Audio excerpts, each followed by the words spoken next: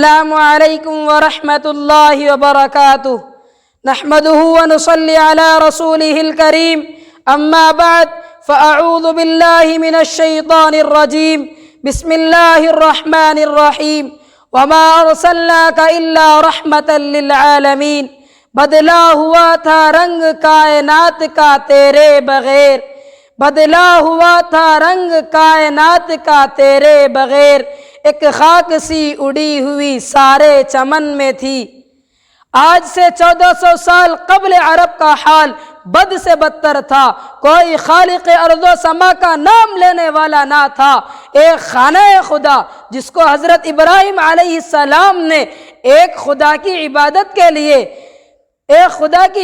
کے لیے تعمیر کیا تھا، جس میں ایک دو نہیں بلکہ 360 بت رکھے ہوئے تھے جن کی پرستش اور عبادت ہوتی تھی۔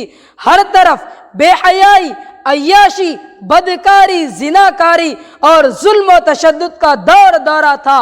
انسان انسانیت سے ناآشنا اور بے خبر تھا۔ پوری سرزمین عرب شرکیات و خرافات میں مبتلا تھی۔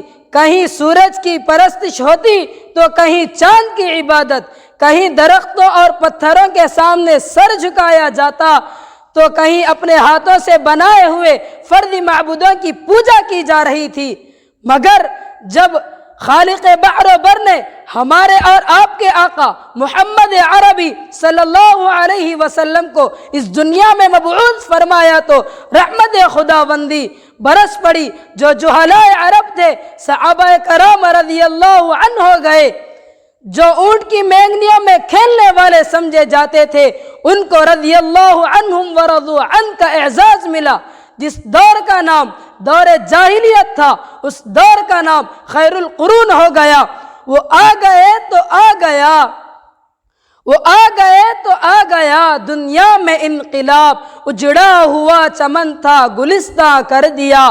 میرے دوستو، بلکہ کل قیامت کے دن ہر طرف نفسی نفسی کا عالم ہوگا، تو اس وقت ہر نبی سفارش کی درخواست پر یا رب نفسی یا رب نفسی کہتے دکھائی دیں گے، تو ہمارے نبی رحمت للعالمین اس وقت یا رب امتی یا رب امتی کہتے ہوئے سارے امت پر رحم و کرم کا معاملہ فرمائیں گے۔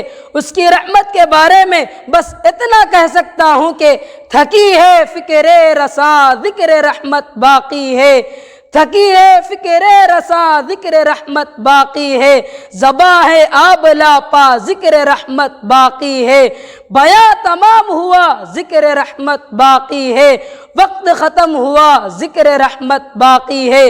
وآخر دعوان الحمدللہ رب العالمین۔